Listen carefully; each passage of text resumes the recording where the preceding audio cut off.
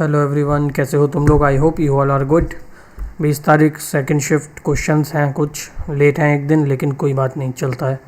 पहले क्वेश्चन के साथ शुरू करते हैं। 1905 में सरोजनी नायडू ने डैश नाम की किताब का संग्रह प्रकाशित किया था। तो क्या नाम था उनकी बुक का? उनकी बुक का नाम था द गोल्डन थ्रेशोल्ड। क्या था बुक का नाम? The golden threshold. जो इनकी उन्होंने गोल्डन थ्रेशोल्ड जो है 1905 में उन्होंने पब्लिश करी थी। अब इनके बारे में थोड़ा जान लो। ये जो है फर्स्ट वुमेन थी जिन्होंने इंडियन वुमेन जिन्होंने इंडियन नेशनल कांग्रेस की अध्यक्षता करी थी, जो कि भारतीय थी। ऐसे जो फर्स्ट वुमेन थी वो एनी बेसेंट थी। 1925 में सरोजनी को founded the women Indian association in 1917, advocated for women education and right. First female governor Uttar Pradesh की। फेमस किस लिए थी? नाइटिंगेल ऑफ इंडिया के नाम से मशहूर थी। In honour of Sarojini Naidu 13 फरवरी को नेशनल वुमेन्स डे मनाया जाता है। केंद्र मंत्री पीयूष गोयल ने 14 जनवरी 2025 को कहाँ राष्ट्रीय हल्दी बोर्ड की उद्घाटन किया? तो इसका उद्घाटन जो है नई दिल्ली में हुआ है, हल्दी बोर्ड का उद्घाटन। इस दौरान उन्होंने कहा है कि राष्ट्रीय हल्दी बोर्ड अगले 5 साल में हल्दी का उत्पादन दुगना कर 20 लाख टन तक पहुँचाने में मदद करेगा। हल्दी बोर्ड का मुख्यालय कहाँ है? निजामाबाद, तेलंगाना में स्थित है। भारत में हल्दी के निर्यात में लगभग 30% योगदान जो है सिर्फ तेलंगाना से आता है। और हल्दी बोर्ड के पहले अध्यक्ष कौन थे? पल्ले गंगा रेड्डी। क्या नाम था उनका? पल्ले गंगा रेड्डी। अगला क्वेश्चन क्या है? Under which article election commission is establish. तो किस आर्टिकल के अंदर हुआ था एस्टेब्लिश? अनुच्छेद 324 के अंदर जो है इलेक्शन कमीशन को इस्टेब्लिश किया गया था। Election commission of India has all the power related to conducting election to the 2 houses of the parliament, legislature assemblies and giving direction related to election, postponing election, supervising election. ये सब power जो है अनुच्छेद 324 के हिसाब के 324 के according जो है दी गई है इलेक्शन कमीशन को। अगला क्वेश्चन क्या है? किस मिट्टी में जो है एल्यूमिनियम और आयरन ऑक्साइड की मात्रा अधिक मिलती है? तो वो होती है तुम्हारी पेडल्फर मिट्टी। कौन सी होती है? पेडल्फर मिट्टी, जिसमें जो है आयरन ऑक्साइड और एल्यूमिनियम की प्रचुर मात्रा देखने को मिलती है। धोलावीरा की मुख्य विशेषताएं क्या थी? तो धोलावीरा जो है गुजरात राज्य में कच्छ जिले के भचाऊ से ताल्लुकात रखता है, पुराना स्थल है। इसकी खोज किसने करी थी? 1668 में इसकी खोज जगतपति जोशी जी द्वारा करी गई थी। ये जो है ट्रॉपिक ऑफ कैंसर कर्क रेखा पर तुम्हारा स्थित है। यहाँ पाए गए कलाकृतियों में जो है टेराकोटा मिट्टी के बर्तन, मोती, सोने और तांबे के गहने, मोहरे, मछलीकृत हुक, जानवरों की मूर्ति, उपकरण, कलश एवं कुछ महत्वपूर्ण बर्तन भी शामिल हैं। तांबे के स्लेमटर भट्टी के अवशेषों से संकेत मिलता है कि धोलावीरा में रहने वाले हड़प्पावासी धातु विज्ञान जानते थे। यूनेस्को ने गुजरात के धोलावीरा को भारत के 40वें धरोहर स्थल के रूप में घोषित किया है। और ये जो है भारत में सिंधु घाटी सभ्यता की पहली साइट है जो कि यूनेस्को में शामिल हुई है। Under which operation was the mission carried out in Arabian sea. जो अरेबियन सी में मिशन हुआ था, कौन से ऑपरेशन से हुआ था? वो था ऑपरेशन संकल्प। किसने किया था? अरेबियन सी का है तो इंडियन नेवी का ही होगा। एम्ड क्या था उसका एम था इंश्योर कराना the security of the regional maritime domain. क्या था उसका objective? Security of the regional maritime domain. In which century did the Kuka movement take place. तो कूका मूवमेंट कब हुआ था? ये पंजाब का मूवमेंट था जो कि 1849 में जो है स्टार्ट हुआ गया था। और इसका फाउंडर कौन था कूका मूवमेंट के? वो थे 12th गुरु, जिनका नाम था, क्या नाम था उनका? नाम था, देखो यहाँ मैंने लिखा है, बाबा राम सिंह। क्या नाम था ऑर्गेनाइजर का? बाबा राम सिंह। किसके ये डिसिप्लिन थे? ये थे बाबा बालक सिंह के डिसिप्लिन। कहाँ पैदा हुए थे? लुधियाना में। आर्मी में इन्होंने सर्व किया था।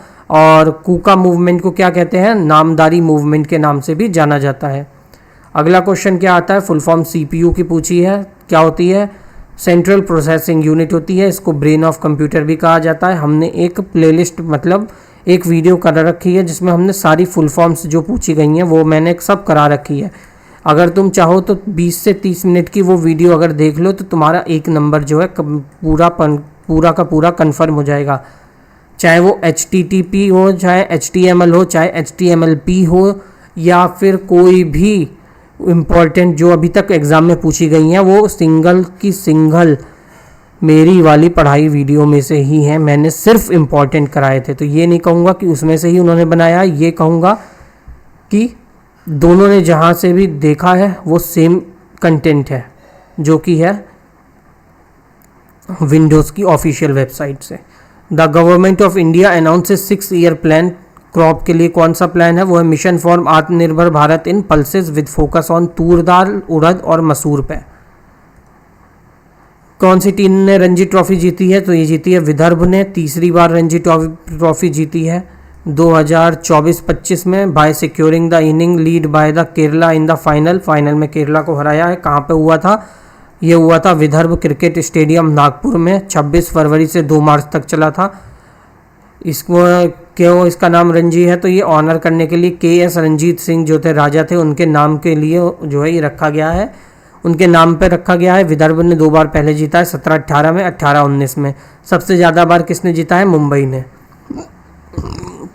विदर्भ टीम के कैप्टन कौन थे? अक्षय वडकर थे। Ranji trophy was started in 1934 से 35 में with cricket power house Mumbai ने मैक्सिमम टाइम जो है रणजी ट्रॉफी जीती है। 2025 की इन्होंने जीती, 2024 की मुंबई ने जीती थी। Mumbai is the most successful team. कितनी? 42 बार ये ट्रॉफी इन सब ने जीती है मुंबई वालों ने। कर्नाटक वालों ने 8 बार जीती है, दिल्ली वालों ने 7 टाइम और बड़ौदा वालों ने 6 बार जीत रखी है। Mumbai was the Ranji trophy champion 2024-25 की मुंबई थी, जिसने विदर्भ को हराया था। मुंबई का कैप्टन कौन थे उस समय? अजिंक्य रहाणे था। अगला क्वेश्चन है सलाइन वाटर लेक, मतलब कि खारे पानी की झील कहाँ है? तो ये पूछा गया है तुम्हारा। सबसे पहले देख लो, सांभर लेक है राजस्थान में, इनमें से ही कोई एक पूछा गया था तो मैंने सभी करा दी। लोनर लेक है महाराष्ट्र में, चिल्का लेक है उड़ीसा में, पुलिकट लेक है आंध्र प्रदेश तमिलनाडु स्टेट बॉर्डर पे, पेंगतसो लेक है लद्दाख में, पंचपर्दा लेक है राजस्थान में। अगला क्वेश्चन क्या है? शॉर्टकट की पूछी है, Ctrl+F से क्या होता है? तो ये क्या करता है? ये MS वर्ड में जो है ओपन करता है फाइंड बॉक्स को। क्या ओपन करता है? फाइंड बॉक्स को। कौन सा? Ctrl+F। अब तुम बताना है Ctrl+C से क्या होता है और Ctrl+V से क्या होता है और Windows+E से क्या होता है, ये सब तुम्हारा पूछा गया है। Ctrl+Shift+N से क्या होता है? लॉन्गिट्यूडनल और लैटिट्यूडनल एक्सटेंशन इंडिया का पूछा है। तो इंडिया जो है वो लैटिट्यूड 8 डिग्री 4 इंच से लेके 37 डिग्री 6 इंच तक है और लॉन्गिट्यूड 68 डिग्री 7 इंच ईस्ट से लेके 97 डिग्री 25 इंच ईस्ट तक है। And the tropic of cancer passes through the country divided it into equal parts. Tropic of cancer बीचों बीच से होकर निकलता है, कंट्री को ऊपर नीचे 2 पार्ट में डिवाइड करता है। India located in the northern hemisphere of the world and the tropic of cancer passes through 8 states in India and due to great longitudinal extent and difference of about 29 degrees, there is a wide difference in the local time of the place located on the 2 extreme points of the country. जो actual distance है between north और south का वो है 3214 kilometre और east और waste का कितना डिफरेंस है? 2933 किलोमीटर। इंडिया की जो टोटल कोस्टल लाइन है वो कितनी है? 7516.6 किलोमीटर, जिसमें से मेन जो है वो है 5422.6 किलोमीटर। ठीक। गुजरात में जो है सबसे लंबा जो है कोस्टल लाइन है 1600 किलोमीटर की। इंडिया कोस्टल लाइन जो टच करती है 9 स्टेट से और 4 यूटी से कौन कौन सी हैं? गुजरात, महाराष्ट्र, गोवा, कर्नाटका, केरल, तमिलनाडु, आंध्र प्रदेश, ओडिशा, वेस्ट बंगाल। और यूटीज़ में हो गया दमन and Diu, Puducherry, Andaman Nicobar island, Nicobar island. ठीक। अगला आ गया तुम्हारा, भारतीय संविधान का कौन सा अनुच्छेद वैज्ञानिक दृष्टिकोण, मानवतावाद और ज्ञान प्राप्ति की भावना विकसित करने की बात करता है? तो ये तुम्हारा पार्ट 4 अनुच्छेद 51A। इसमें 11 मौलिक अधिकार दिए हैं। ये हमारा जो है दृष्टिकोण, मानवतावाद और ज्ञान प्राप्ति की भावना विकसित करने की बात करता है। आदिवासी समाज द्वारा डीकू शब्द का प्रयोग का अर्थ बताना है। तो डीकू का अर्थ होता है जो दर्द करता है, शांति में रहने वाले आदिवासियों को परेशानी देता है और उनके खुशहाल जीवन को परेशान करता है। ये शब्द जो है नर्वस, दिल की धड़कन, डिग डिग डिग डिग की आवाज़ जो है उत्पन्न हुआ है वहाँ से। कौन सा पीर पंजाल वर्तमान में स्थित है? कहाँ पर? निम्नलिखित में से कौन पीर पंजाल कहाँ पर? कौन सा पीर पंजाल पर्वतमाला पर? अच्छा, कौन सा पीर पंजाल पर्वतमाला पर स्थित है? तो है वो तुम्हारा बैनियाल दर्रा। पीर पंजाल की श्रेणी 2832 मीटर पर अधिकतम ऊंचाई पर है। ये जम्मू कश्मीर के केंद्र शासित प्रदेश कश्मीरी घाटी के 12वीं हिमालय और दक्षिणी मैदान के इलाके को जोड़ता है। पीर पंजाल के बारे में जान लो। ये जो है अंतरिक्ष हिमालय क्षेत्र में स्थित है, जो भारत में हिमाचल प्रदेश, जम्मू कश्मीर के साथ साथ पाकिस्तान के प्रशासित कश्मीर और पूर्व दक्षिण पूर्व से लेके पश्चिम उत्तर पश्चिम तक फैला हुआ है। इसकी औसत ऊंचाई जो है 1400 मीटर से लेके 4100 मीटर है। पीर पंजाल, धौलाधर और महाभारत ये श्रेणी जो है ये हिमाचल श्रेणी में आती हैं और पीर पंजाल जो है लघु हिमालय की सबसे बड़ी श्रेणी है। किस देश के साथ भारत स्थलीय सीमा साझा नहीं करता? तो मुझे पता नहीं ऑप्शन क्या थे, मैं सब बता दे रहा हूँ। बंगाल से करता है, बांग्लादेश से करता है, चीन से करता है, पाकिस्तान, नेपाल, म्यांमार, भूटान, अफगानिस्तान, इन सब से भारत करता है, लेकिन श्रीलंका से नहीं करता। अगर उसने वहाँ अमेरिका दिया, कनाडा दिया तो कुछ भी हो सकता है ऑप्शन में। अगर आसपास का ही पूछा था तो श्रीलंका ऑप्शन में रहा होगा। किस अधिनियम द्वारा ईस्ट इंडिया कंपनी की स्थापना हुई थी? वो हुई थी 1600 वर्ष में। ईस्ट इंडिया कंपनी वर्ष 1600 में जो है एक व्यापारिक कंपनी के रूप में स्थापित हुई थी। वर्ष 1765 में एक शासकीय निकाय में बदल गई थी। अगला आता है IMF के विश्व आर्थिक आउटलुक के अप्रैल 2025 संस्करण के अनुसार 2010 में भारत के लिए अपेक्षित विकास दर क्या है? तो IMF के वर्ल्ड इकोनॉमिक आउटलुक के अप्रैल 2025 संस्करण के अनुसार भारत की अर्थव्यवस्था 2025 में 6.2% और 2026 में 6.3% बढ़ने की उम्मीद है, जो वैश्विक क्षेत्रीय स्तर पर मिलती जुलती अर्थव्यवस्था वाले देशों पर ठोस बढ़त बनाए रखेगा। और एक क्वेश्चन कार्नेटिक म्यूजिक से आया था, एक क्वेश्चन तुम्हारा पीरियोडिक टेबल से भी था। अब क्या था कंफर्म नहीं है। मैकमोहन लाइन किस सीमा के बीच में है? तो ये जो है भारत और चीन की जो है सीमा की लाइन है मैकमोहन, जो चीन और भारतीय क्षेत्र के कब्जे वाले क्षेत्र को पूर्वी हिमालय क्षेत्र के बीच में स्थित है। LOC कहाँ पे है? ये भारत और पाकिस्तान की है। डूरेंट कहाँ की है? इंडिया और अफगानिस्तान की है। रेड क्लिफ किसकी है? भारत पाकिस्तान की है। एक आया था इंडस वैली सिविलाइजेशन से क्वेश्चन तुम्हारा, why DNA consider as the most abundant genetic material? तो DNA की फुल फॉर्म क्या होती है?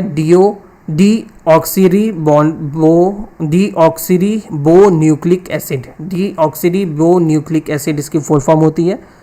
ये मोस्ट अबंडेंट जेनेटिक मटेरियल होता है because of its double helical structure provide stability, efficient storage of genetic information and accurate replication, while RNA also play a hero on DNA structure, making deal for the long-term genetic storage in most organisms. भारतीय संविधान के अनुच्छेद 51A संबंधित किससे है? तो ये है हमारा किससे संबंधित है? मूल कर्तव्यों से। भाग 4A के अंतर्गत 51A किससे संबंधित है? मूल कर्तव्य से। क्या क्या हमारे मूल कर्तव्य हैं वो सब हमने यहाँ देख लेंगे। संविधान का पालन करना, आदेशों को माना और राष्ट्रीय ध्वज और राष्ट्रगान का सम्मान करना, स्वतंत्रता के लिए हमारे राष्ट्रीय संघ को प्रेरित करने वाले महान आदर्शों को संयोजना और उनका पालन करना, भारत की संप्रभुता, एकता और अखंडता को बनाए रखना और उसकी सुरक्षा करना, देश की रक्षा करना और ऐसा करने के लिए बुलाए जाने पर राष्ट्रीय सेवा प्रदान करना, भारत के सभी लोगों के बीच सद्भाव और सम्मान, भाईचारे की बढ़ावा देना और हमारी मिश्रित संस्कृति का समृद्ध विरासत को महत्व देना और संरक्षित करना। वनों, झीलों, नदियों और वन्यजीव सहित प्राकृतिक पर्यावरणों की रक्षा, सुधार करना और जीवित प्राणियों के लिए दया रखना, वैज्ञानिक सोच, मानवतावाद, जांच और सुधार की भावना को विकसित करना, सार्वजनिक संपत्ति की रक्षा करना, व्यक्तिगत और सामूहिक गतिविधि के सभी क्षेत्रों में उत्कृष्टता की दिशा में प्रयास करना। जो माता पिता या अभिभावक हैं और वो है 6 से लेकर 14 वर्ष के बीच में अपने 6 से 14 वर्ष के बीच के अपने बच्चों को या जैसे ही मामला हो उनको शिक्षा का अवसर प्रदान करें। अगला आ जाता है संविधान के अनुच्छेद 39A 1976 में 42वें संविधान संशोधन द्वारा शामिल किया गया, जिसमें बदलाव किए गए। यह अनुच्छेद जो है सामान्य न्याय और मुफ्त कानून सहायता प्रदान करने के लिए सिद्धांत से संबंधित है और राज्य का यह कर्तव्य है कि वो सुनिश्चित करें कि कानूनी व्यवस्था के आधार पर न्याय का लाभ दिया जाए और मुफ्त कानून सहायता प्रदान की जाए। अगला क्वेश्चन क्या आ जाता है तुम्हारा? अगला क्वेश्चन है तुम्हारा, अगले 2 वर्ष में अशांति की संभावना के बारे में वैश्य सर्वेक्षण के अनुसार लगभग कितने प्रतिशत लोगों का अनुमान है? तो वर्ल्ड इकोनॉमिक फोरम ने ग्लोबल रिस्क परसेप्शन सर्वे में 54% लोग समझते हैं कि आने वाले 2 वर्षों में मध्य स्टार की गंभीर आपदा से संभावना है, जिसमें अशांति भी फैल सकती है।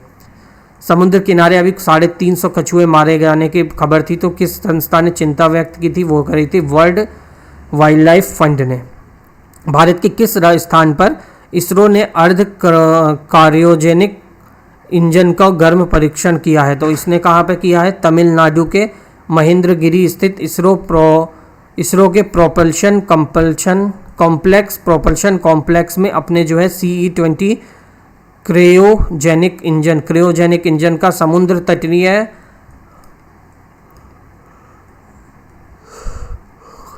परीक्षण जो है सफलतापूर्वक किया है। पेनिसिलिन की खोज किसने करी थी? तो इसकी खोज 1928 में स्कॉटिश जो है वैज्ञानिक थे, नोबेल प्राइज विजेता है अलेक्जेंडर फ्लेमिंग ने करी थी। ये पेनिसिलिन की कुछ प्रजातियों द्वारा उत्पन्न एक द्वितीय उपापचय उत्पाद है। जब कवक के विकास पर तनाव के कारण रोक लगती है तब इसका उत्पाद होता है और सक्रिय वृद्धि के दौरान यह उत्पन्न नहीं होता। IMF के अनुसार 2025 में अमेरिका के अनुमानित GDP वृद्धि क्या है? तो IMF के अनुसार 2940 अरब डॉलर की अनुमानित नाममात्र सकल घरेलू उत्पाद GDP के लिए साथ संयुक्त राज्य अमेरिकी दुनिया की सबसे बड़ी अर्थव्यवस्था होने की उम्मीद है और IMF की उम्मीद है कि अमेरिका की वास्तविक GDP वृद्धि 2024 में 2.8%, 2025 में 2.2% होगी। एक क्वेश्चन इनपुट डिवाइस से था। अब इसके बाद एक क्वेश्चन देख लो, तुम्हारा लास्ट है। Which operating system is mainly used for ethical hacking and penetration testing? तो कौन से हैं वो एप्लीकेशन एथिकल है उसके लिए हैकिंग के लिए? वो है Backbox Linux, Kali Linux, ArchStrike, Parrot OS, BlackArch Linux और कैन। ये सब में से कोई भी एक ऑप्शन रहा होगा। आई थिंक मोस्ट प्रोबेबली ये कैली लाइनक्स का ही ऑप्शन इसने पूछा था, जहाँ तक मुझे पता है।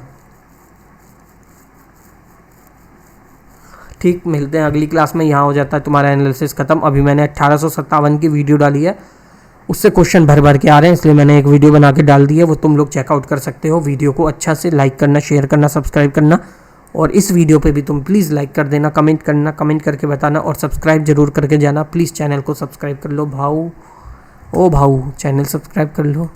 मिलते हैं अगली क्लास में, तब तक सभी को जय श्री राम।